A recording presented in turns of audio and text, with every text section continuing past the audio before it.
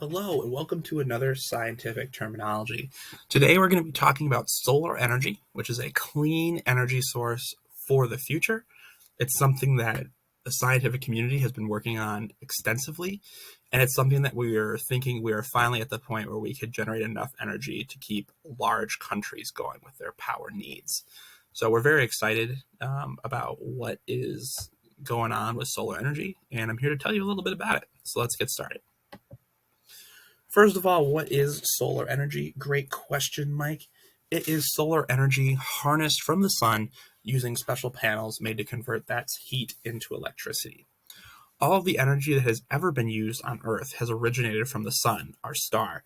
But now we're learning how to capture it and use it for what we want to use it for specifically, kind of like how plants have been doing for millions of years.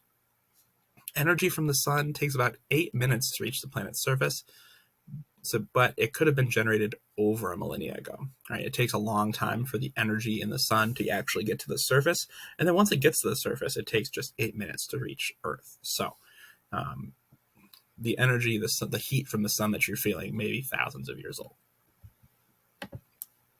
So, how is solar energy captured? Well, these panels create an electrical potential using metals, kind of like a battery does. If you overlook at like a AA battery, like if you hear like it's a lithium ion battery or whatever, basically it creates this gap in the battery between some material with a particular electrical potential and another material with a different electrical potential. And that gap allows electricity to jump to the other side. And that creates the electricity that we use. So in these panels, a thin sheet of metal, which has a lot of electrons, is on top of the solar cell. And when photons or light particles hit the cell, it excites those electrons and causes them to move rapidly. They jump to the other side of the cell, and that creates an electrical current, which we can then capture and use for electricity. There's lots of different types of solar cell designs. However, the basic version is that there's going to be an electrode, an electron donor, an electron acceptor, and another electrode. Trying to find the best way to capture this energy using different metals and different compounds is one of the big parts of what scientists are doing right now to capture electricity from the sun. The most important materials, though, are of course the electron donor and acceptor, which is what we need to create the current. The material used for this vary, like I said, and they have better or worse efficiency. So we're trying to find the most efficient way to capture this electricity so we get the most energy out of it as possible. The efficiency of a solar cell is determined by how much energy is actually converted into electrical energy compared to the average energy received from the sun. So we know roughly how much energy we receive from the sun in like a single photon or whatever. And so we're saying, okay, this is how much energy we're getting or we're supposed to get. We got this much. So we were only 10% efficient. We were only 25% efficient. So we're trying to increase the efficiency of these solar cells. And that's one of the main goals of solar cell research right now. Another is finding a way that make it more cost effective. Okay, when solar panels first came out, they were incredibly expensive. We were using expensive materials, so we're trying to find cost-effective ways to capture sun's energy. We want to use metals that we can mine cheaply and that we can use and recycle. So we don't want to be using things like iridium or platinum. We want to be using things like copper, or even better would be something like carbon. That'd be awesome. So we want to make sure that we're using cheaper materials. Cost, like most alternative energy sources, is one of the biggest roadblocks to wider adoption. If it costs too much, people will say, why don't we just keep using what we're using right now? So we want to make sure that we can keep the cost low to make it worthwhile for people to actually switch.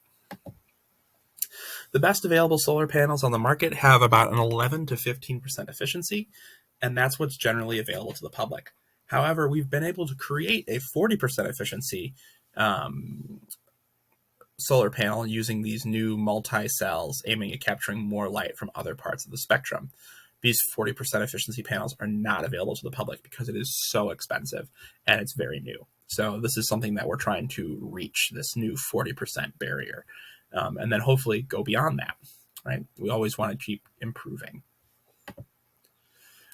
Solar energy is an appealing energy source because it can be used on homes and businesses. So you can place solar panels on top of your house. They can be placed on top of businesses. They can be placed in a lot of places. There's also work being done to make windows solar panels, right? So like those non-see-through windows, you can turn those into solar panels as well. You can generate from the side of buildings. Solar panels can also be set up in non-arable land to create a solar farm, which can generate enough electricity for entire states. So in those big swaths of land where we're having a hard time getting people to move because there's no water or they just can't grow crops there, right? We can turn those into solar farms instead, and we can generate electricity in those areas instead of trying to farm them. So once unusable areas of the world could now produce large sums of electricity with little to no environmental impact, right? There's not like a big carbon footprint or anything like that. And we can still generate a lot of electricity in those ways. So this has become a very popular thing in certain areas of Africa where the land isn't arable, but we can use it to generate electricity and then provide electricity to more parts of the world. Thank you so much for learning about solar energy. It's something I'm really passionate about, and I think it's something that can really benefit humankind for millennia to come as we continue to do more and better work on these solar panels. Like always, please subscribe, ring the bell, like the video, and of course, if there's something you particularly want to learn about that I haven't covered, go ahead and comment below, and I will make sure that I can make a video that covers what you want to learn about. Thanks again for watching, and we'll see you next time with more scientific terminology. See you later, friends.